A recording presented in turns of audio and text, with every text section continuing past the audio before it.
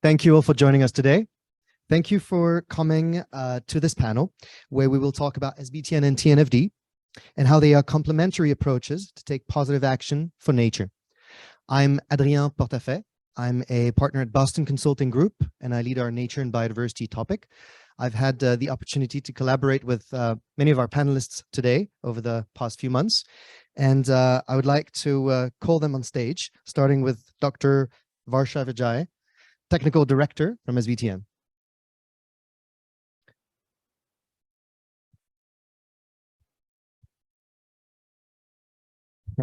Emily McKenzie, Technical Director, TNFD.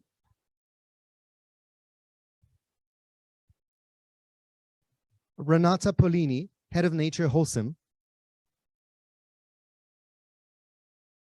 Mercury Murray, Head of Nature Procurement, GSK. And Rüter, Rabobank, Global Head of Food System Transitions.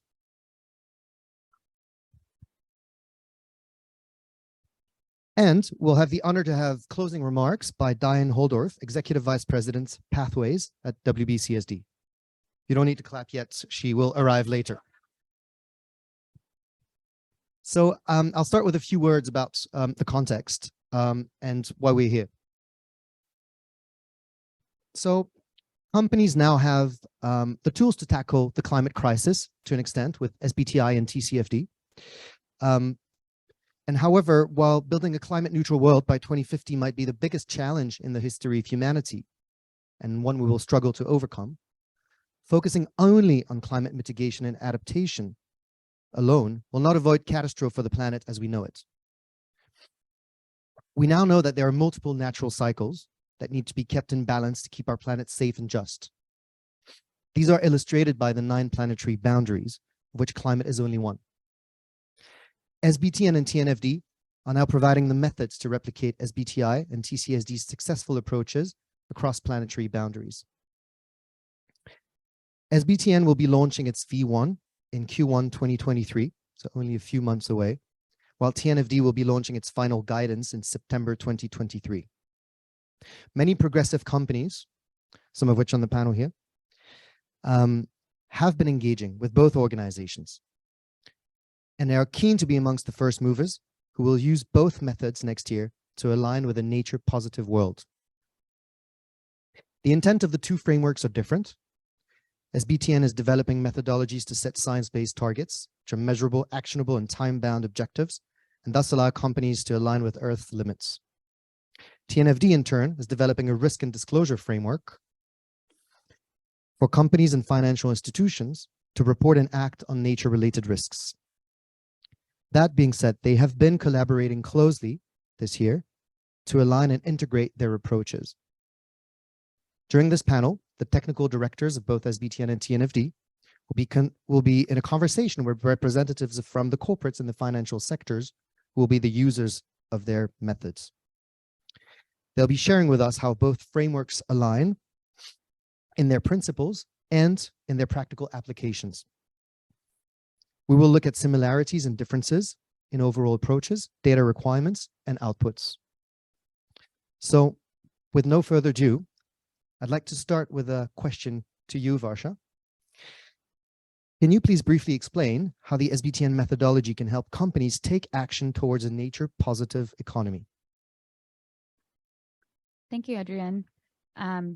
Yes, let me start with our values. So at the very beginning of our methodologies, companies are asked to assess their impacts using a societal and environmental materiality perspective. So they're starting with understanding where their biggest impacts are on nature.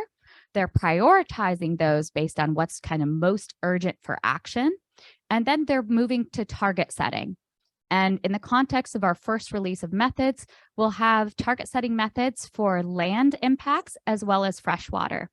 And through those methodologies, which address pressures of companies, they'll be able to set measurable, actionable, and time-bound targets. And that's a really important part of our methodology. So we're really aiming to roll out something that is very scientifically rigorous, which we've shown through extensive review processes, as well as something that's applicable. And that happens through, really key conversations with our stakeholder communities, understanding how the methods work, what's the applicability across sectors, and understanding what the challenges are. And so our collaboration with TNFD over the past year has really been a critical part of that, because we're trying to make sure that the work that companies are doing to address their nature impacts is in synergy with the other things that they're working with, like the TNFD framework. So thank you. Thank you, Varsha. Emily, can you tell us more about the convergence between the two frameworks, and what you expect will be aligned and what you expect will remain different? Thanks very much.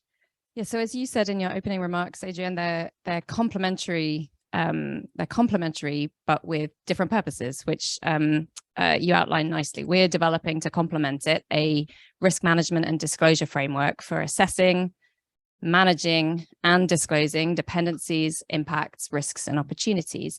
And a key part of the TNFD framework relates to targets. So we have a set of disclosure recommendations. One asks organizations to disclose the targets that they're using to in the context of nature-related dependencies, impacts, risks, and opportunities. And the other asks organizations to look at synergies and complementarities between climate and nature targets, how they're aligned and where there might be trade-offs. So targets are clearly set in the disclosure recommendations. We also have an internal assessment process called the LEAP approach. And part of that asks organizations to set targets and to measure performance against those. So there are hooks throughout the TNFD framework which requires target setting. And what was a really exciting milestone for us in our collaboration with SBTN was in our last beta release in November. Just last month, we published guidance, which is SBTN's guidance, but enabled us to signpost to that and to make clear that TNFD is recommending a science-based approach to target setting. To give in a nutshell where SBTN methods are at, and then signpost, of course, to all the longer technical documentation that SBTN has for target setting. And we'll continue to collaborate to update that as we go. Fantastic. So I'd like to continue with both of you, Emily and Varsha. How do SBTN and TNFD help companies and financial institutions as well to deliver on the global biodiversity framework? I'm happy to start with this. So I think SBTN is a really important implementation mechanism. So thinking about all these targets that are part of the GBF, we know that they have to work in synergy. And we also know that policy actors and governments have to work with those who are creating the impacts. And some of those are companies, are private sectors. And without acting on this area, it will be impossible for us to deliver on global goals like the ones we've been discussing, those kind of bigger targets, bigger global targets, as well as our ultimate aim to bend the curve of biodiversity loss. So, and for TNFD, obviously, just as with SBTN, we are motivated by the global biodiversity framework's definition of what the global targets should be. Just like we're also motivated by the science that is SBTN's basis for what we know about planetary boundaries and thresholds and tipping points for where we need to set targets. So, and big picture, we hope TNFD will be contributing to all the targets of the global biodiversity framework by shifting global financial flows through creating a disclosure and risk management framework. But much more specifically, the TNFD framework, by covering assessment and disclosure of dependencies, impacts, and risks, is obviously set to help operationalize target 15, specifically target 15.1 within the global biodiversity framework. So moving on to the corporates who have been engaging with SBTN and TNFD, Marguerite and Renata, how did you decide to undertake SBTN and TNFD? You both have been engaging with both organizations. Why did you choose to engage with both? Why did you choose to tackle their guidance simultaneously? How was your experience? And what do you think were the benefits in challenging? It's a lot of questions, right? Let's start with your choice of tackling both at the same time and sort of challenges and benefits of that. Hello, everyone. Is it working? Yes. So first of all, it's a pleasure to be here with all of you today. So I work for Holcim, and maybe some of you do not know who is Holcim. Holcim, we are producing cement, aggregates, and concrete, so roofing as well. So a lot of materials that are going to be used in the construction. And if you think about construction sector, we are one of the main contributors for the CO2 emissions. Unfortunately, we contribute to 37% of the world's CO2 emissions. And in terms of nature dependencies, we are the largest sector depending on nature, followed by agriculture and food and beverage. A lot of people do not know that, but this is really reported based on the WEF. So we at Holcim, we really took a bold approach. In 2021, we launched our new nature strategy with measurable water and biodiversity commitments. We took this approach because we had a foundation. We have a methodology that was developed together with IUCN, which is a very well-known NGO, to measure biodiversity. We also for many years, we measure our impacts on nature. So we said we are ready to launch our strategy, but at the same time, we knew SBTN and the TNFD would come out soon. So we said we have to be part of this because this will help us to make sure these guidance are practical for business. And also being that it helps us to adapt our targets, to be flexible, to be fast in adapting our targets in case we need to adapt any of the targets or include more targets to our strategy. So that's basically the reason why we decided to be part of both frameworks together. Marguerite? Hi, everyone. Can you hear me? Is it working? So I'm Mercury Murray. I'm head of nature. I sit within procurement at GSK. And for those of you that don't know, GSK is a pharmaceutical company. Our base is in the UK, but we're global. And really our intent is to improve the quality of life for people. And we feel very strongly that healthy nature is healthy people. And so we're aligned with some pretty aggressive goals that we set in 2020 to be carbon neutral and nature positive. We made that decision. We made that strategic choice based on a very good understanding of our own operations. We have quite a lot of really clear tracking for our own environmental impacts at our sites. At the same time, we understand the significance of our goals, and we wanted to go through the SBTN and TNFD process to ensure that we have developed the appropriate strategy and key performance indicators to really make change where we need to make change for nature. So for us, it was about ensuring that we're delivering on our commitment and also providing any support that we can to the framework developers to ensure that the approaches that are set forth are that are really feasible for business to be able to support this global initiative. Challenges? I haven't heard so much about challenges. I'd love to test you again on this, both of you. Yes, I can start. I think it's a challenge, but at the same time was a bit of a relief for us, Holcim, because we do have quite a good knowledge on our impacts on the downstreams and also in our direct operations. Downstreams, no, upstreams, supplier upstreams and direct operations, but we do not have a lot of knowledge on the downstream. And then by looking to the science-based target for nature guidance, we also could see that there are also not guidance yet for like specific guidance to measure impacts on the downstream, which was a bit of a relief for us, saying that, okay, also scientists are struggling to get this data out there. So I think that was one of our main challenges at Holcim, because we want to ensure that we include downstream. It's important for us, the built environment, but that's why I also think it's important for us to be part of, for example, SBTN, because we are going to follow the the next steps on the guidance for the downstream. Thanks. Marguerite? So I think probably first is data.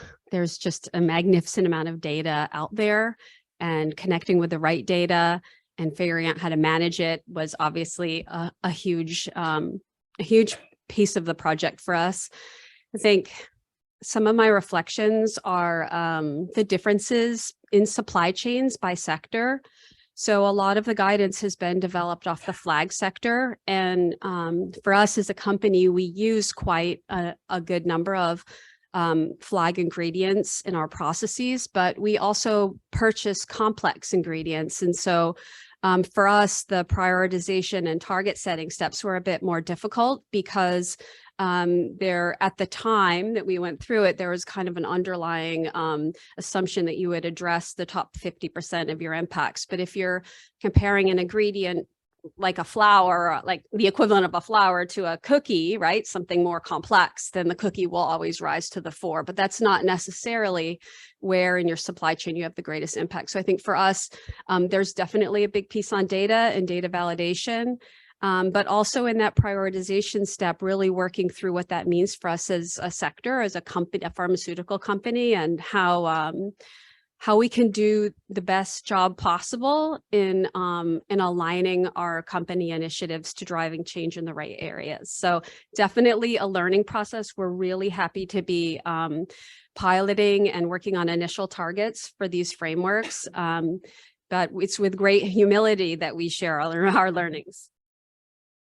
Yeah, you touch on an interesting point. When we talk about nature, we tend to talk a lot about food systems and flag, and you are both not really primarily in those spaces, right? As a pharmaceutical company, as a building materials company, any learnings or interesting insights on sort of your connection to nature and your opportunities after having done this exercise in your sectors? Yes, I find this very much of a pity. Basically, based on my numbers that I mentioned before, the building construction sector is one of the main emitters of CO2. We are highly dependent on nature.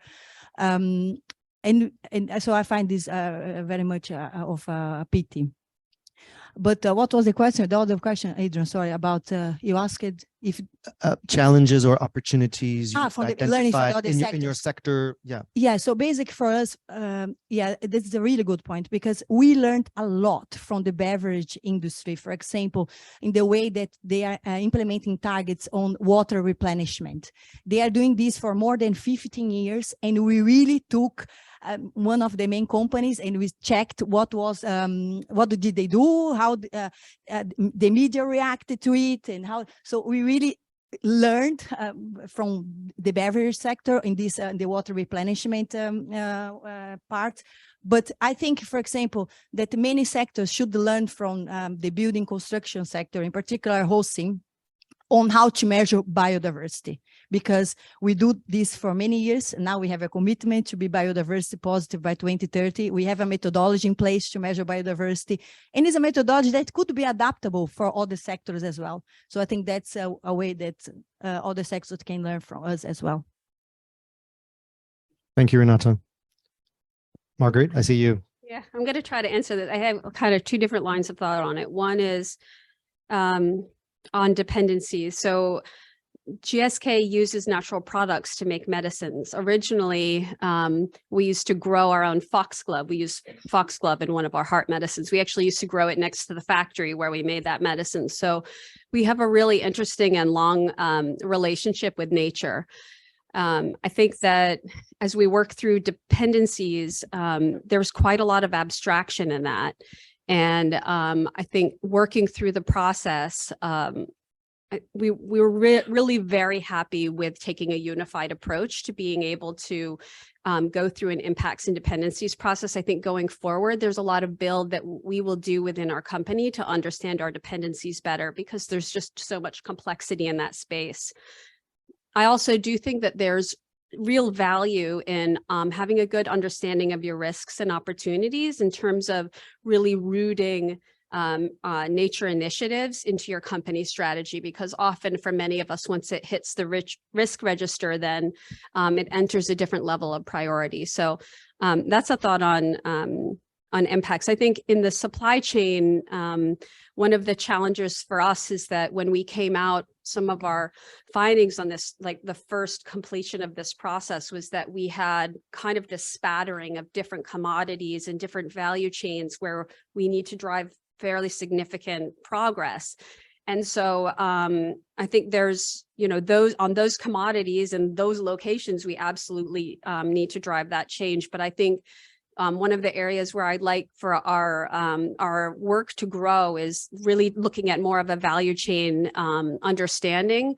And while we're working on those specific commodities, trying to understand which of our value chains has the greatest impact on the environment, and then working with the appropriate partners to be able to drive change in that area. Thank you, Marguerite and Renata. So, Bas, I haven't forgotten about you. We're talking about how new and sometimes challenging, but also really insightful it can be to use SBTN and TNFD as corporates. But for you as a financial institution, it's another level of complexity, right? So it'd be interesting to hear how you are doing it as Rabobank, how you use TNFD and SBTN, and what potential you see for this. Yeah, thanks a lot. If we hear about the challenges of a company reporting, we need to aggregate 600,000 companies' emissions. So just to give you the thought, that's complex. So it requires a different approach. Rabobank serves a lot of agricultural companies and food companies. So as a result, we've been looking at this topic in a very interrelated manner with climate already since the climate debate came up. And I would say before that, we've always had a policy in place that would avoid us to be financing the wrong companies or the wrong farmers as part of a investment strategy or a credit application procedure. So the policy has been there, but the analysis of where we stand with our portfolio and how things should improve is relatively new. So we used SBTN to actually analyze our ag portfolio and our food portfolio. And even though people were impressed by the publication of the Dutch Central Bank with 35% of a portfolio being exposed to risky or high risk climate related problems, our portfolio in ag has close to 60% high risk or very high risk profile for nature. So it's at the heart of our strategy, so to speak. We did the same on dependencies, same outcome using Encore. So to us, it really helps to analyze where the most important places are to intervene. So having the analysis first, applying the policies in order to not start financing new clients that do the wrong things is a second step.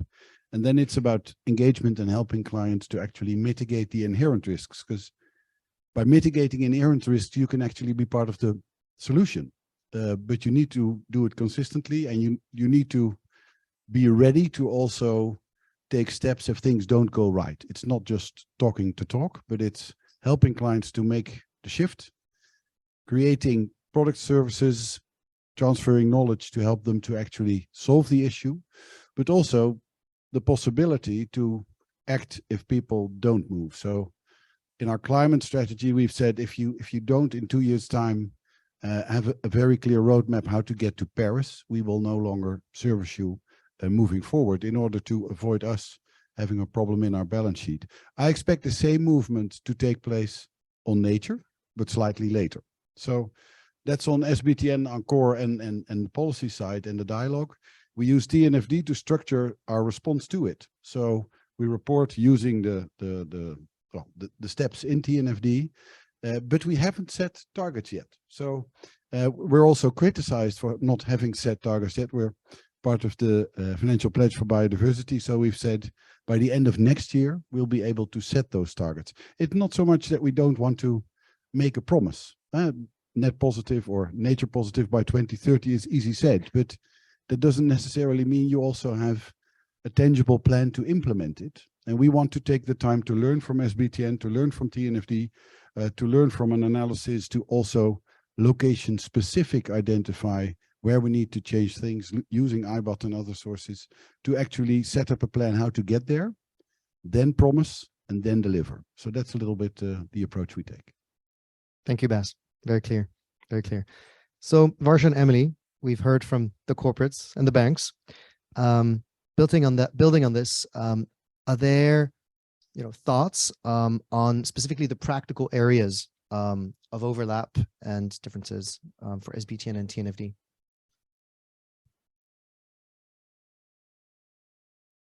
Yeah, sure. And I realize you're repeating the question you asked at the beginning, and I didn't properly answer it, but it's quite a nice compliment having heard those really interesting examples from the companies and the financial institutions. So there is a lot of alignment, I think you can see conceptually. We have the same principles of being purpose-driven and science-based. We broadly use the same definitions. In the weeds of that, we'll continue to tweak things, but broadly the same. So the sort of bread and butter for understanding nature is the same. We also have similar overlapping data requirements and analytical outputs, I think. So it's really interesting to hear from Marguerite from GSK. We did in the guidance document that we just published, we visualized and laid out where the LEAP approach within TNFD overlaps with the 5-step approach of the SBTN methods. And broad brush, if you apply the TNFD LEAP approach, you're going to have to collect similar data and come out with some of the same analytical outputs as you have for the 5-step approach for SBTN, and vice versa. If you apply the SBTN approach, you're going to collect similar data and come out with some similar outputs for the LEAP approach. So they're complementary, and we've tried to make it easier by being quite specific about where those are. I think another important area of similarity is recognizing the importance of scoping. So understanding that, as Bas said, with that many companies to analyze for a financial institution and for large multinational companies, you can't do everything. So we've both provided guidance of what would be reasonable and meaningful ways to scope and focus your analysis. And part of that is an identification of priority locations. And both SBTN and TNFD look at priority locations in the context of the state of nature in those locations. Are they high risk? Is there potentially low ecosystem integrity that would be sort of signal a risk of a tipping point, or they're very high biodiversity importance or water stressed areas? Those are our criteria. So for TNFD, so we look at priority locations from that perspective and also from an impact perspective. So those are important ways of scoping and focusing. And then I think broadly, I mean, I think we acknowledge we need to continue to improve this, but the sequencing is pretty similar. There's a sort of cluster at the beginning of the locate and evaluate phase of TNFD's approach, and your steps 1 and 2 that are broadly aligned. And then as you move to the preparing to disclose and respond to all of this in the LEAP approach, it broadly aligns with steps 3, and then potentially as you measure progress, right, steps 4 and 5. So broadly there's alignment. We've tried to crystallize that so it's not confusing and overwhelming. There's 5-step approach and the LEAP approach. We've tried to crystallize that, and we identified 8 similar outputs when you apply it all. So those are areas of similarity. I think you also asked about differences. And the TNFD framework is broad in its coverage. It covers dependencies as well as impacts, and it's framed around what that means for material risks and opportunities for the organization. The SBTN's current focus has been on impacts, so a huge contribution, but we're keenly aware that we need to also think about dependencies. And also, and this comes back to Bas's point about financial institutions, SBTN's focus has been on corporates, and the TNFD framework is also for use by financial institutions. So we also are going to need to wrestle with how do we support Bas and all the other financial institutions in the world to set meaningful targets. It's okay to say that because Bas is the lead of our targets and metrics working group, so he actually has to solve his own problem. Yeah, so the FI piece is also a kind of critical gap. We also have been speaking to Varsha and Adrien about atmosphere. So we also are aligned in our realms of land, freshwater, ocean, and we have atmosphere. Now, atmosphere provides a hook for the link to the climate nature nexus for us, but also we have issues of air quality. And, an interesting question we will continue to discuss is when we get to that piece, how we collaborate. One more issue hub. Yeah. Well, thanks so much, Emily. I think honestly, you did a wonderful job of outlining all the work that has gone into that alignment piece, all the commonalities that we've identified, but kind of hearing from the companies and financial institutions that are working with these frameworks. I think another really important piece is the desire to really show tangible impacts with regards to addressing, company impacts, dependencies on nature. And so really needing a way to frame that goes beyond kind of the words or the global goals and actually gets to measurable outputs, allows ways to see progress over time, to hold people accountable, to hold companies accountable. I think that's all kind of part of the synergy, a part of the areas that we're all kind of mutually working on. We also have this dual challenge, I think both of us, of representing the science, being really strongly rigorous and ensuring that our methodology gets applied. And that's kind of underlying all of the work that we've been doing in terms of alignment, of kind of outlining these shared outputs, the challenges of application. Like Emily said, I think the step that we made towards publishing this target setting guidance, joint target setting guidance, is a really concrete step forward for that, because we really can't simplify too much. We've heard how complex the problem is. And moreover, we know how complex nature is. And we tend to use this catch-all term, but even taking one component, talking about biodiversity, we know about the dimensions of biodiversity, and thinking we can collapse into one number or one metric or one index, we know isn't going to satisfy what the global community is asking for. So I think that's something we continue to tangle with. And it's really having these conversations. So earlier on, it was pointed out that the two companies with us here are not flag sector companies. Having a mechanism to share insights about the application of these, and also motivated leaders in the industry who are willing to tell us, some of our biggest impacts aren't currently captured in the methodology. That drives our method development forward. We've heard a lot of ideas about where we can go next. And I think that's really exciting. And we'll continue to kind of tangle with that balance as we move forward to act on the places where it's most urgent. And I do mean places as in the locations on Earth, the issues, the pressures that are most important for us to act on now, and also really respond to the state of science and technology to make sure that companies, financial institutions are supported in kind of having that substance for their actions, making sure that they can really track where they're going. Which leads me to another question, Varsha and Emily. What are the next steps for companies and financial institutions in the coming months and years to engage with SBTN and TNFD? Use our guidance. I think for SBTN, a big, really important next step forward, big leap for us, honestly, is the release of the version 1 of our methods in Q1 of 2023. So that's really important. We're already hearing from companies that are using draft guidance in order to understand what the data requirements might be. We do share what those requirements are, both in the context of our shared work with TNFD, as well as in the draft guidance that's out there right now.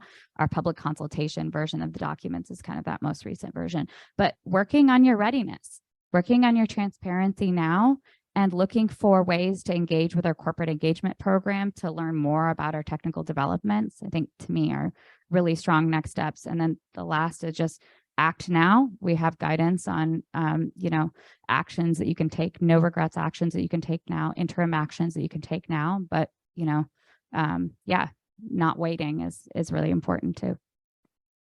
Definitely agree with Varsha. So the pilot testing will be absolutely critical for us next year.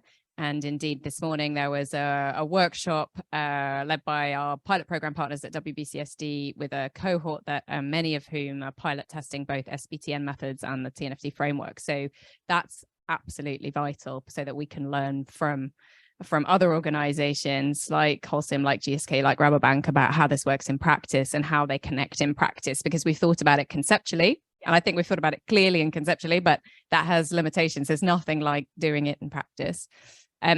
more specifically, Varsha and I will continue to work together to update our shared guidance. I mean, this guidance is SBTN's methods, but we will be signposting. So as your version 1 comes out, right, we will update the guidance with the additions there. And we'll continue to think and discuss at a higher level the work on targets more generally, recognizing these gaps, and that the TNFD framework is following an ambitious timeline of producing version 1 in September. Of course, we'll continue to improve it beyond that date, but we need to set out conceptually the work on targets in a way that aligns with the TNFD framework. And we recognize the incredible progress that SBTN has made and that we have been able to leverage that. But there are other users like financial institutions, other issues that we will need to tackle at a certain level for September next year. And Bas may want to complement that, because I'm speaking with our working group lead. I don't know if you want to add in. Maybe I can add a practical example from our practice. We've been criticized, or at least we got feedback that we were waiting so long to come up with disclosure metrics. And we consistently said, but you need to do the assessment. That's the essence of what you do. And then a subset of that needs to be meaningful disclosure that is comparable, so that you can actually aggregate, attribute, etc. While in that process, we have a partnership with WWF. We said, well, as a financial institution, we need to map that, we need to assess it, and we then need to go to localization, so the L of LEAP. And we want to use IBET, we want to map it with vulnerable ecosystems, and then the hotspots are the ones where we need to act first. And they became irritated. They said, well, if you just protect the most vulnerable ecosystems in the world, you will never, ever be able to protect planet Earth. So we agreed, and we said, well, okay, let's take the assessment, let's take the disclosure guidance from SBTN and TNFD, and let us then simply take a step back and analyze where we think we have most impact in solving the system as such. So we've identified, being a Dutch bank with a massive Dutch approach and a massive problem on nitrogen, let's jointly start there. Being big in Brazil in agriculture, let's focus on deforestation in Brazil. And being big in Australia in agriculture, we asked the Australians, if you think about agriculture and about nature and a problem in Australia, what is it? And 3 people independent from each other said, Great Barrier Reef. So we said, well, let's start there then. And why Great Barrier Reef? Of course, because the agriculture around it is in fact actually taking down the water quality. So we said, we need to do the assessment. We need to use the tools. We need to localize, but at the same time, we need to act on a system level where you don't need the details in order to make the first step. So I would combine common sense with methodology and gradual steps in a system-wide approach with simply pragmatic actions on the ground in parallel. And those are the best stories, actually. Thank you. Thank you, Bas. Actually, I had a couple more questions for you. That's great. How do you make sure that you encourage your companies you fund, your investees, to adopt those kinds of approaches? How do you become an enabler, an accelerator of a nature positive agenda as a bank? Yeah, let me go back to the essence of our client servicing. So it's farmers and food companies mostly when we talk about this issue. In parallel, there's renewable energy and mortgages, but that's maybe slightly less relevant for this debate. We've identified, for us to promote food system transition, we need to help our farmers to understand what sustainable farming practices are if they don't know it yet, and they ask us. Some of them really know, and they tell us what it is. So don't touch that farmer, because he'll be extremely irritated if you tell him what to do. But many of them ask for help, ask for insights, and then you need to be able to provide them with a business model that is at least as attractive as its current practice. And therefore, we have the opportunity and we have the advantage of also servicing the largest food companies in the world. And they all made significant promises on net zero. Many of them don't know completely yet how to do it.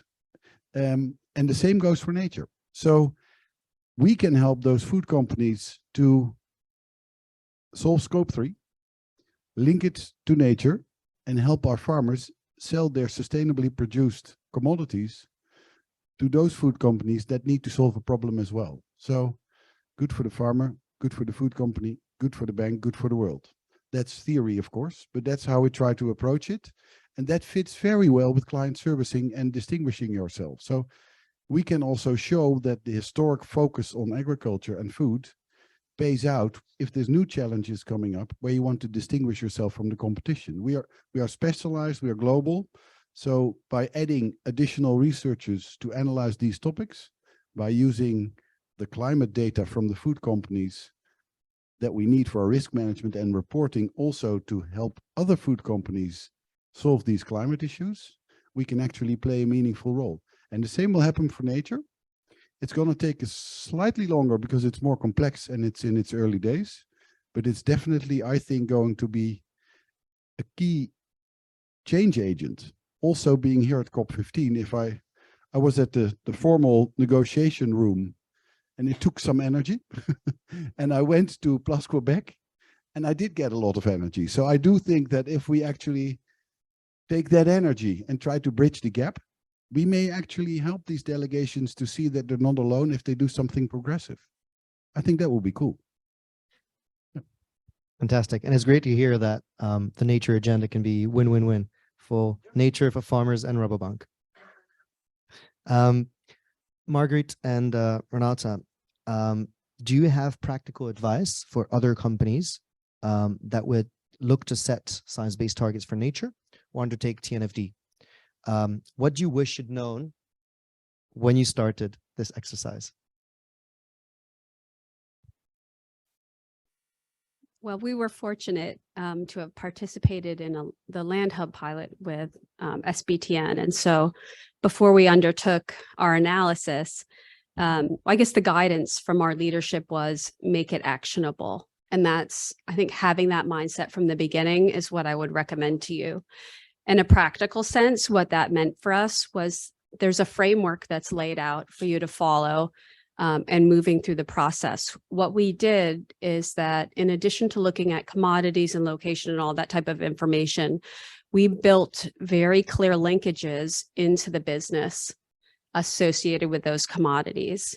So if you think about how your company moves, how it makes decisions, who the key stakeholders are, and then you build the relevant information into your nature analysis to be able to communicate with them later, it'll help you. So we put all our business units in, we put in our brands, we put in regions of the world.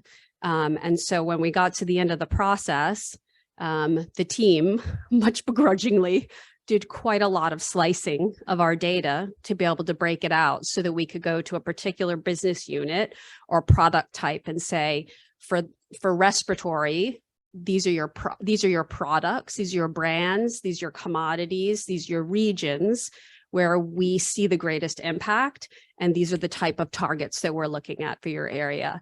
And so that for us was a significant leap forward, and it was just built off just taking a little bit of time to think more strategically about what we needed to do to take something very complex and abstract like nature impacts or dependencies or opportunities, and what does that mean for us as a company, and how can we leverage that for growth. Thank you. Thank you. Renata. Yes, so first of all, I would highly recommend for the companies and financial institutions that are in this room to really watch this space closely, because SBTN and TNFD, they're really setting the standards for nature. And if you all love nature and you want to see a real impact on the ground, you need to be part of them, these two frameworks. So I really highly recommend. And in terms of practical recommendations, I think two things help Holcim. One was to have the same person in both frameworks, in the case myself, because this, it takes time, right? You need time resource is what you need, because it's quite fast paced, both. And, you need to provide feedback in a quite short time. And it's easier to have one person because you can connect the dots much easier, and you're much more efficient having one person in the same. And that's the first recommendation. The second recommendation is to have a senior leader behind, like supporting this, because in my case, I'm reporting to the Chief Sustainability and Innovation Officer. She reports direct to the CEO. She was very supportive for the Science-Based Target Initiative. So we have our climate targets validated under the Science-Based Target Initiative. We are reporting against TCFD. So when this came out, she said, we have to be part of it. We have to ensure that we are going to deliver what we promise in a science-based way. So I think it's very, very important to have a senior leader behind, because then we are not only talking, we are really making actions, implementing both frameworks. So thank you. Thank you. Clear. Bas, additional thoughts on what you think FIs should know before they embark on this journey? Well, maybe not before, but let them embark in parallel. What I see happening in the world of the central banks is important. It's, by the way, also important for everyone with a loan in this room. But what I mean to say is, we've of course seen that central banks have taken a very progressive stance on climate over the last few years. And that has been copied at a magnificent speed to nature. So the Network for Greening the Financial Systems, with well over 100 central banks represented, they are really in detail looking into nature. I was actually attending a conference a few weeks ago with European Central Bank, French Central Bank, Dutch Central Bank, Network for Greening the Financial System together. And they simply are asking when TNFD can be used for them to be integrated in their supervision. Now, if that takes place, then the only logic thing to do for a bank is to understand the risk and to start asking questions to the companies, because otherwise, well, in the best case, if you don't manage it properly, you'll get a more expensive loan. And in the worst case, you don't get a loan at all anymore. So yeah, if finance is relevant to your business, please take care of this topic as well. And it's not just lending, it's also equity owners. So large pension funds, asset managers who have taken a very progressive stand here as well. So it's either on the AGM or in the discussion with your bank when you apply for a loan, that corporates will be held accountable. And at the same time, I see a lot of activities among financial institutions who are already preparing for the moment. This is going to be an important way to beat the competition. So if you look at what's happening in the data field, in the consulting field, in the consolidation about specialized data providers, service providers, people are all preparing for a new market to arrive quickly. And I think that's the best sign of it's better to prepare now than to wait for the critical questions. And maybe the last one, and that's overlooked a little bit, and we mentioned it a few times before earlier this week as well. The best brains are currently being hired in the best companies and the best financial institutions. So if you're late, you may end up with the wrong staff. So be quick, hire the right people, beat the competition, and make money out of it. Thank you. It's always important we have bankers on the panels to keep us grounded in financial realities. So we'll get to a Q&A in a few minutes, but before I do that, I would love to get any final words from all of you. Is there any important question I have not asked that I should have asked, and any sort of key messages you'd like to make sure sticks with the audience here? Emily. I just have something I realized I wished I'd said when you asked about areas of potential connection next year and on an ongoing basis, which is that focus for TNFD's next beta release in March next year will be our final beta version before the full version in September, will be our the task force's first draft, very much a draft of the approach to disclosure measurement. And I think it was Bas who at the very beginning said what comes first, sort of a chicken and egg situation, the targets or the metrics. So of course, when we think about the collaboration around targets, we'll be also thinking with asking SBTN and many other organizations in the room who are science organizations, our knowledge partners and standards organizations for input on this, is to frame out how we think about disclosure metrics and how that then links to the approach to target setting and measuring performance against those targets. So it's just something I overlooked to add. Thank you, Emily. Can I link? Because Sure. with the TNFD hat on, we have a big problem when it comes to the complexity of nature in comparison to climate. And in order to make sure that we will release guidance on meaningful transparency disclosure without asking a hell of a lot of detail that is not workable, we need to come up with the right indicators. And that will definitely be a combination of indicators that can be used across sectors. But the best thing to add to that would be razor sharp indicators by sector. And there's currently 130 pilots that are going on sectors.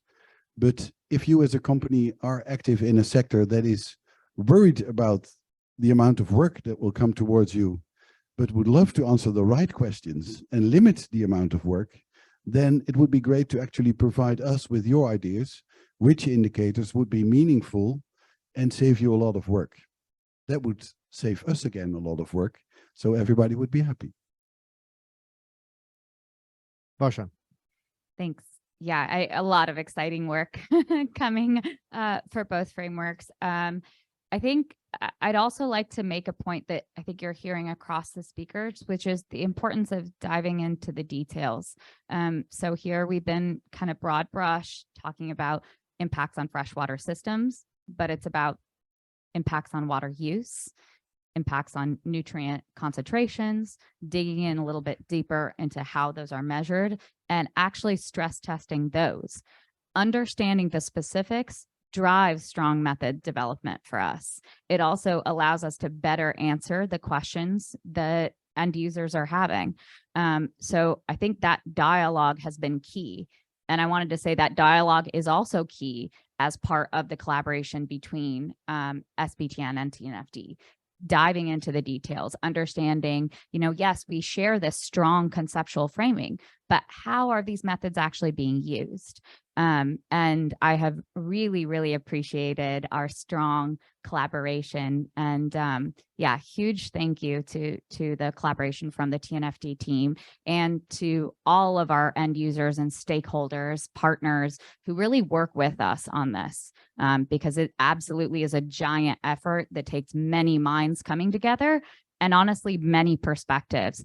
And if I was to think about the ways that our methods will grow over time, it's integrating many different perspectives, increasing the reach of our methods and applicability, and also increasing their representation of different dimensions of nature. Fantastic. Any other thoughts, Renata? Yes, maybe. I think it's important to say that we are here as representing like leaders, but we don't know everything. It's very complex. Nature is very complex. And for me, I believe we don't have time to waste. We are already 2023. By 2030, we need to reverse natural laws. So it's 7 years. For nature, this is nothing, 7 years. So I would, my final words are be bold watching this space, SBTN and TNFD, but be bold in your actions because otherwise we are not going to see change and we need this change for the world. I'm with Renata on that. I think there's a lot of debate going on right now around what is nature positive and, should you set a goal first? Should you understand your data first? And for me, 2030 is very close. And I think many of us have a good direction of travel. And so I hope you all start on the direction of travel. The other thing I would do is I hope that that you'll have an open mind going forward. One of the things we've seen within GSK is regardless of how we might define nature positive at a high level, when we actually approach our business, when we talk to our research teams or our manufacturing sites or our suppliers, their version of nature positive is different, and it's a reflection of their background and the activities that they do.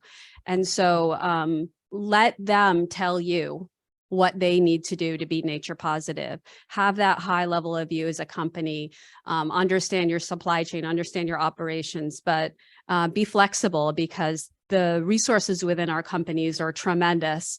And the passion for nature in particular, there's something about biodiversity that really gets people, and it gets people in many different ways. So be open and encourage your teams to engage, because I think you may be really pleasantly surprised. Thank you, Marguerite. Thank you all.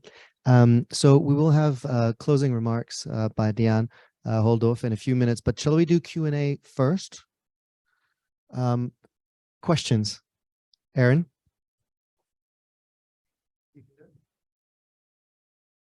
Take the microphone away from me. This has been wonderful, getting a chance to listen. Luxury for me. Hi, Erin Billman, Science-Based Targets Network. Materiality was only briefly touched on in opening comments, and I'd love to hear both the similarity and distinction in how TNFD and SBTN are approaching materiality.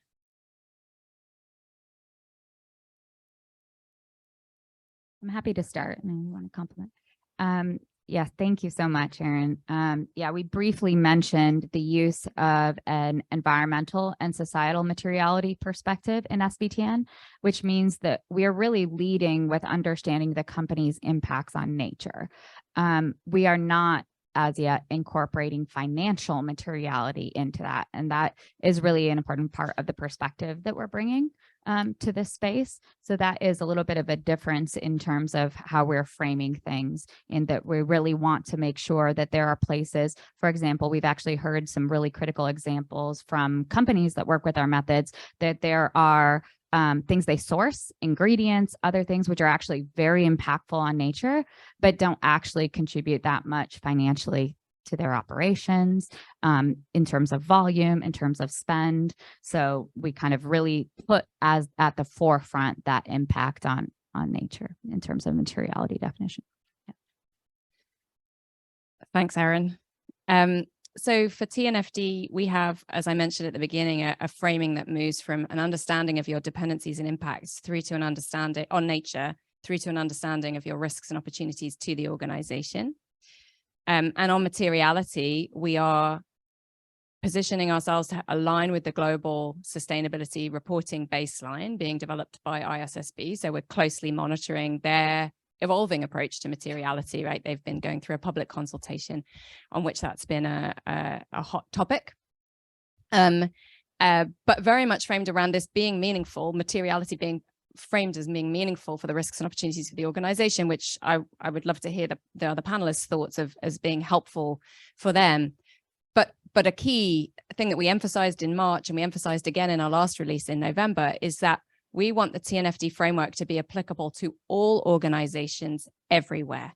And we know from feedback they want that to be aligned with the global sustainability reporting baseline to enable an integrated approach with TCFD, which is now folded into the ISSB, but with the flexibility to apply this in jurisdictions or by organizations who may wish to go above and beyond that baseline. So that means, and we have a very specific example of that now in Europe with the European Sustainability Reporting Standards, which require reporting of impacts outside of a distinction of financial materiality. So that means our framework has to hold true and be useful for those applying the global baseline with ISSB and in jurisdictions like Europe, and organizations that may not be in those jurisdictions but still want to report on impact. So that's how we see it, and that's why what SBTN's focus is with this is where definitions probably need a little bit more explanation, but the sort of idea of environmental or societal materiality is relevant when we think about impacts, but we have this other level of thinking about financial materiality also. Shall we take other questions?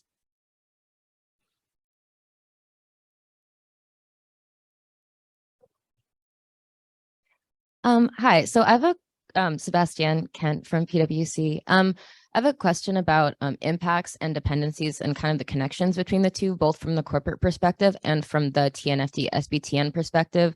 So for corporates, when you were going through this exercise, did you identify any interactions between impacts and dependencies? Because I can imagine that at the aggregate level, well, yeah, first at the individual level, and then at the aggregate level for TNFD and SBTN, I'm sure if there are 500 companies that depend on one ecosystem service in a few specific areas, and that would ultimately cause impacts to those ecosystem services. So as time goes on, do you see yourself kind of in a space to begin to aggregate those and help the market understand them? Pass. It's on. A very practical example, soil quality. No long-term yield from the land if the soil doesn't live happily with a lot of biodiversity in it. At the same time, if you do the wrong things and you have your negative impacts, either through over-application of fertilizer, use of pesticides, poor water management, there's a massive impact in the wrong sense. So I see the whole movement of regenerative agriculture actually taking off as a result of the combination of the climate and the nature challenges that we face. And that's also why we have it as a central point in the dialogue with our farmers. Answers on this one? Yeah, I can share that when we did our impacts and dependencies analysis, we did them from the same data at the same time. And then we've done builds on the dependency side. When we look at dependencies, and I'll be interested in the technical guidance on this as well, there's a lot of alignment on things that we procure from nature. So resources like that we purchased on the commodity side. So if that's like anything tree related, cardboard, those things, there's very clear alignment. Dependencies is a significant outgrowth from impacts, and that it reaches into the services realm, and that's when it becomes much more abstract. And so I think many companies may see pretty significant dependencies on nature because of that expansion just beyond the commodity space and into the services space.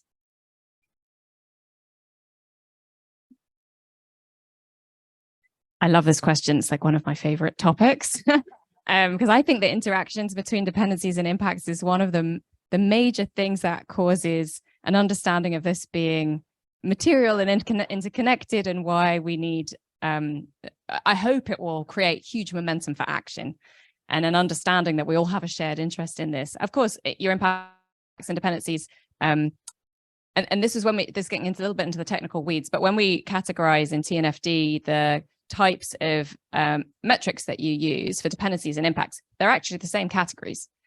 Impact drivers and impacts on the state of nature are just as relevant for dependencies as they are for impacts. And ecosystem services are just as relevant for impacts as they are for dependencies. It's just it's the same logic chain, but you're taking a different perspective on it.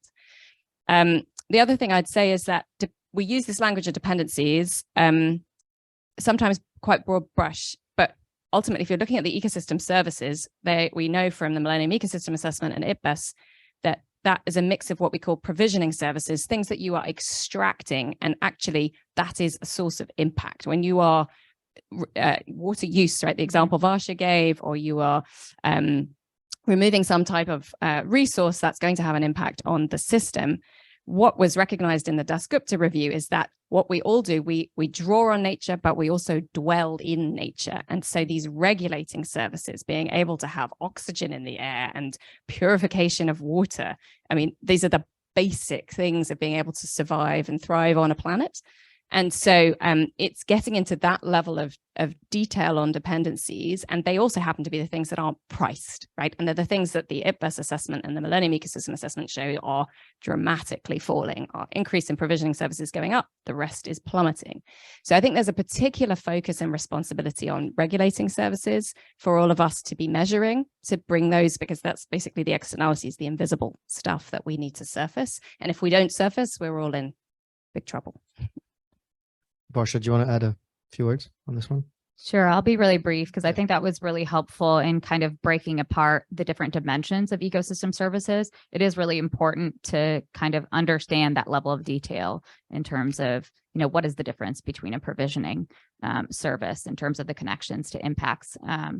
But that connection is there, it's real. And that is essentially what we need to build out, not only in our technical guidance, but also in accompanying explanatory material. And that's another core area that we've been discussing is how can we be better at explaining these concepts to our end users, to companies, to financial institutions that want to use our guidance, because ultimately to buy into this assessment process is to understand the relevance and importance of each of these dimensions of impacts, dependencies, and of nature. Yeah, so I think maybe I'll stop there and just say, hopefully we'll have something coming soon that will really facilitate that understanding. And until then, I think we'll learn from all the work that's been done. Thank you. Thank you all. Can we try to take 1 or 2 questions on this side? There's only one.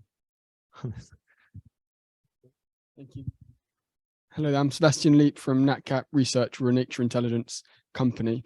I had a question about the LEAP, the L portion, the locate portion of the LEAP framework. And question for those who have trialed the TNFD framework, how much information did you need across all of your portfolio, all of your supply chain, before you felt comfortable prioritizing areas for further investigation? So how deep did you go in that very first stage before you proceeded?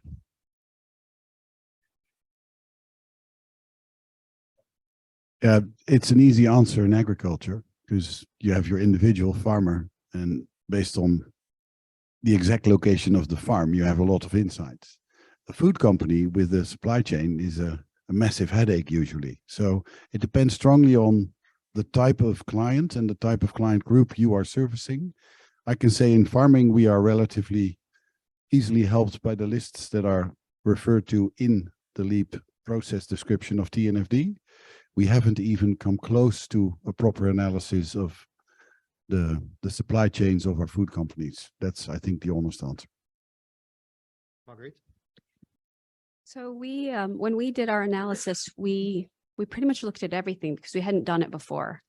And coming out of it, we have an okay understanding of location, but not really. I think within the way that our systems have been set up, they're financially oriented, right? And so a lot of our locations are actually business locations. So if we buy, you know, a number of products from an aggregator, then we'll have the business location for that aggregator. So we did as best we could to drive down to the location so that we could get that state of nature piece. But one of the reasons that we haven't rolled out our targets is that we need to just go through and kind of systematically gut check on the location piece. That's probably the piece that is the greatest, has the greatest level of activity for us going forward, is solidifying on that, and not just country level, but down to the watershed level, and then procuring some additional data on the watershed level. So to get a direction of travel, in some cases we focused on, you know, aggregated country level information for water. But once we solidify that watershed location, then we'll further refine our targets to get down to the appropriate level of activity for that specific place. So in my case, if I can complement, for our directing operations was quite simple because we know where we are. We have the coordinates, latitude, longitude. We have more than 2,300 sites and 900 queries. But with this information, a lot of data, but we can get there. We can use, for example, the Aqueduct tool, which we only with this information is already tells you, is it located in water risk area, yes or no? So it's very useful. We use also IBET from IUCN to see if it's located in a sensitive biodiversity area, so that you can check the state of nature of this area. So for the own operation, it's quite easy, primary data. Now on the upstream is a little bit more challenging because we have more than 100,000 suppliers, tier 1. Where they are located is, we know the country. So it's secondary data. We know our purchase spend in categories and countries. So there is a tool called ExcelBase that you can also use this tool and then it gives you a factoring. So I don't know, you're spending an X amount of dollars, Swiss francs in a category in specific countries, and gives you a factor what's your impact in many categories of impacts as well. So it's helpful. Do you want to build on this? Sure. First, thank you very much. I feel very privileged to be here and learn from you and with you. You're definitely pioneering on this, and thinking about with this perspective of coming from Brazil and coming from working in the Amazon. I wanted to hear about redness. So we were talking about working on redness for big corporations. We have some of the most smart and brilliant people in this room. So how can we talk about redness also for small and medium enterprises? How can we talk about translating and making this easy to digest in terms of capacity building to also people who don't speak English, who don't speak the terms that we are talking about here? So yes, I wanted to hear a little bit more about that. Thank you very much. Varsha? Maybe if I could connect the last couple of questions. So thinking about the locations and the readiness and the accessibility of the methods kind of a little bit goes in one. So thinking about the SBTN guidance, we do ask companies to start with a screening based on that materiality. That allows them to reduce the scope a little bit to specific economic activities, to commodities where they have material pressures. In those locations, they need to first, or in those, for those commodities and economic activities, they need to identify locations. That location will continue to get more precise as they move towards target setting. And that is, I think we've kind of stated implicitly for a while, but target setting, biodiversity, nature impacts, they're all location specific. So by the time you really want to understand what's happening on the ground, you will have to refine your understanding. But by sequencing like that, I hope, and this is something we'll continue to see as companies apply the guidance, that specificity, that precision will continue to grow as appropriate to the methodology. So the scale is sort of written into the methodology, and that also helps the companies know kind of how far to drill down. But in terms of accessibility and kind of ramping up, I think that data readiness piece is a really good one to be starting to think about. But to your other points about how do we kind of make this more broadly usable, the language point was also a really, really good one. We are planning to translate our version 1 of our methods and guidance into other languages, and would be kind of looking to this broader community to understand kind of what languages are most relevant, and looking to grow over time in terms of applicability of the methods. Currently, they're most usable by larger companies, but over time, hopefully the tuning to the needs of small and medium-sized companies will be coming soon. So thank you very much. I'll add in. So one of the things we put out from the task force in November was that the disclosure recommendations would have an adaptable approach, and that we may adjust this language, but in the draft, we said we'd have core disclosure recommendations and enhanced disclosure recommendations. And this is exactly coming to your point. And, you know, we're still thinking it through, but you might break it down by types of organization, and size of organization would be one characteristic. So that core and enhanced might be different for different elements of the TNFD framework for different types of organization. And that is exactly based on your premise of enable, because we have the principle of action. We want everybody to be able to make a start and then increase ambition over time. So that gives, we're hoping that that framing gives that vehicle to do just that. I guess relevant to SMEs, but also relevant across a theme that you might mention, Marguerite, around across value chains.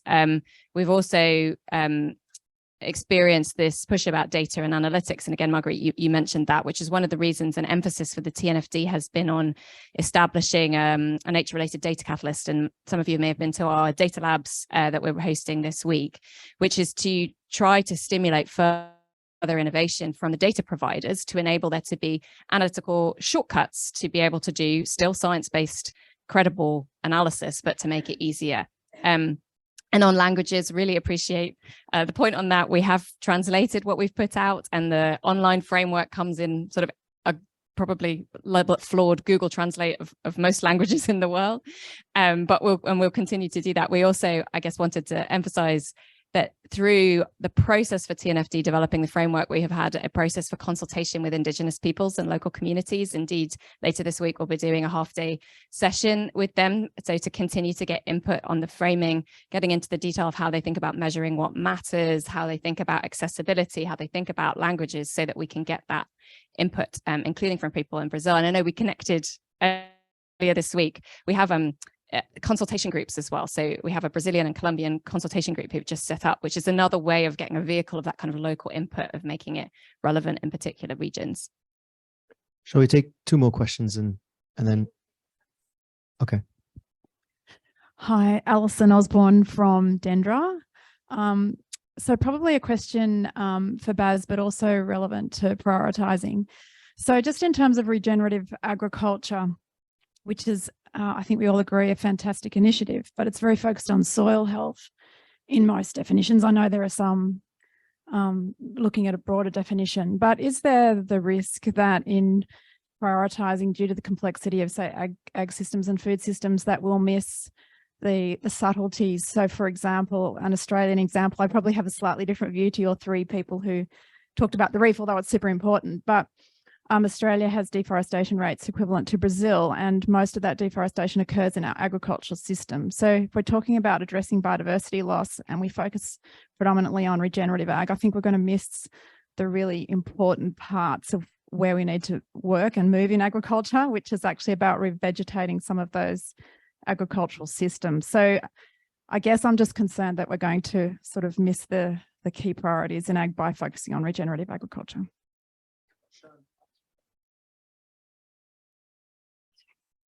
Thanks. I think that's a really good point. We really try to think about a very systemic perspective and think about those unintended consequences. So for example, there are actions that we can take in agricultural lands, but those can be complemented with targets on no conversion of natural ecosystems and others which think across Earth systems. And so we started with this climate and nature connection, I think early on in this conversation, but to bring it back, maintaining a systemic perspective is really key towards ensuring that we don't just take action on kind of one area where we know we have impact, but actually think across the system, to be thinking about different mechanisms of action that actually address a broader problem. So yes, take action in agricultural systems in Australia, but also address deforestation in and around those systems. Yeah, maybe in addition briefly, I mentioned the word regenerative agriculture because many people these days understand what it is supposed to be. I think there's more definitions on regenerative agriculture than there is on sustainability. So it depends a little what your angle is. Just to give you an example that should give you hope, our approach in Brazil, together with WWF, is to try to turn monoculture into integrated crop, livestock, forestry systems. So that includes definitely forests and trees, and is a combination of different ways of managing the land that should be circular and should be less linear. So that's one of the things of hope. And then maybe an incredible dilemma as an example, especially from Australia. I can be transparent and say we have a massive footprint in animal protein, so we also have a massive challenge. And in our dialogue in Australia, the beef sector is really happy to say that they think that they can compete quite strongly with other parts of the world because they have much land that they can actually reforest as part of the solution for the beef sector.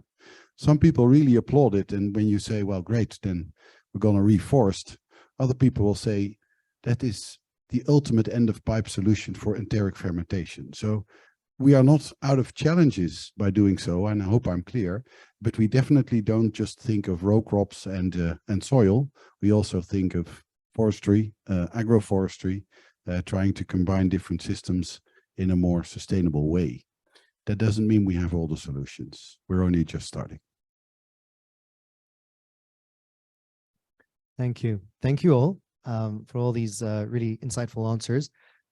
Diane, may I invite you to join us for some closing thoughts?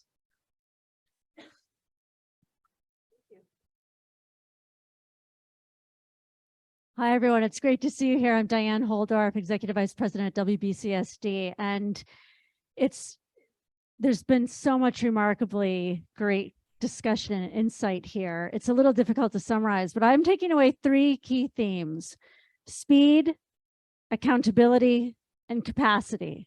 If I reflect on speed first, there was a tremendous amount of concern coming into this COP15 about how far behind we were, how much risk we have, how unprepared we might be depending on the outcomes of the Global Biodiversity Framework negotiations. However, being here shows how far we've come in an incredibly short time since the last biodiversity convention. It doesn't mean that we don't need urgency. That is absolutely so far from the truth. But what it shows is that the nature conversation has really closely followed the lessons learned on climate. And that has allowed us to go incredibly fast when you compare it. And when you think about the leaps that are required to take us from the climate discussions into the biodiversity space, which is inherently more complex. We've spoken about that. That brings me then to the accountability theme that has come out so strongly. One of the things that has been very quickly applied is the accountability systems frameworks that have been put to use in climate. This is shown exactly through having TNFD and SBTN not only up and running, but really on the either in or on the edge of readiness for piloting. When we're still waiting for the types of negotiated frameworks that will give us the national outcomes that will really provide the supporting mechanisms for what we need to do. Those accountability systems are what will drive the speed even faster. And we should all have a lot of confidence from the level of resource investment that has gone into standing up so quickly and aligning the types of systems and frameworks like TNFD and SBTN represent. The ability for us as business and as governments, policymakers, investors, and capital markets to be able to look at what's driving governance, disclosure, and transparency on climate is being mirrored in this nature debate so that we can recognize it, speak to it in similar language, and leverage that to go faster. But there are real capacity challenges, and this was just brought up. I'm so glad it was. It's really amazing to have leading companies like Holcim, GSK, Rabobank, and BSG as well, to be able to have this kind of resource and intellectual experienced capacity to lean in so much in helping to build out these frameworks. You know, it is kind of inspiring when you sit here and listen, the level of knowledge that has to go into what it means to be a front runner in helping to create this space for the rest. However, not every company has that capacity. And that is not only true for large multinationals who frankly don't all have the level of capacity and experience that these front runners do. It's true as well for the SMEs, of course. There's some experts within that space, but the majority simply do not have the bandwidth to understand what this means. And that's where organizations and platforms like WBCSD can really step up. And so when we think about what does it take to build the type of capacity that allows us to go faster, we lean again back into what we've learned in climate. How do we get to the types of guidance and tools and mechanisms that accelerate learning and applicability?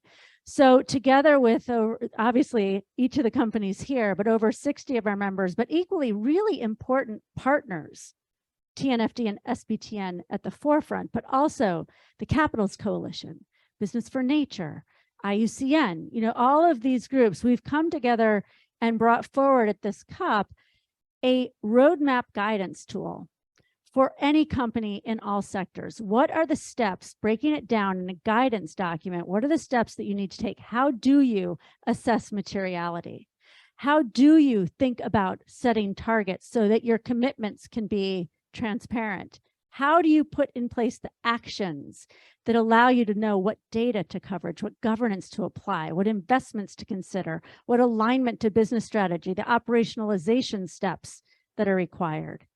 And then how do you disclose that using the tools of the TNFD and other mechanisms that will likely come out of the global biodiversity framework mechanisms, but are equally being picked up in other reporting mechanisms and frameworks as well? That also then has a deep dive sectoral application to it for the sectors that are at the highest impacts and have the highest dependencies. We've talked a lot about agriculture. We've talked a lot about the built environment. There's the whole energy system element to this as well. So these are some of the key sectors that need deep dive support to be able to go faster. And that then takes us back to how we can help translate some of this and prepare companies for this so that we can learn from the front runners, include feedback from multiple companies, not just members, but others as well, and get that readiness there for when these are ready to be piloted, when we've taken the lessons learned on what these first initial pieces of feedback and action look like. And then the large companies who are engaged in that kind of next stage piloting, I would call it just behind the front runners, those who are ready to take the kind of roadmap items and think it through and take it forward by the end of next year and learn those lessons, that takes it into the value chains. That takes it directly into supply chains. And that's where we start to get the interaction with the smaller SME type organizations, but also those companies in the value chains who, again, don't have this level of tremendous capacity to understand. We have to find ways to get simple steps in a very complex space to be able to get clear on what the actions are. And so it's this type of collective action that will help us go even faster. And that takes me back to the speed element again, because what was it, 2030 is not long.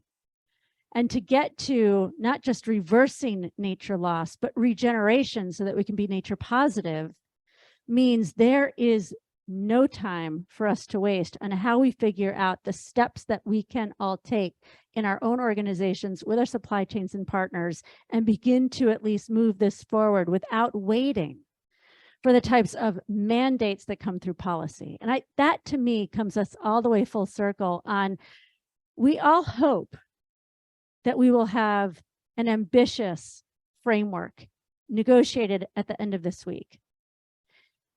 Even if we don't have what we hope to see, we have the readiness and the other capacity frameworks, like what we've been talking about here, that will help us move regardless and set the pace for the next negotiation discussion that I think will flow into the global stocktake with climate next year because of the connected nature of these, the connected climate nature solutions, but then into the next biodiversity COP as well. So all will not be lost. We'll have accelerator ratchet mechanisms that we can bring forward because of the tremendous work being done here.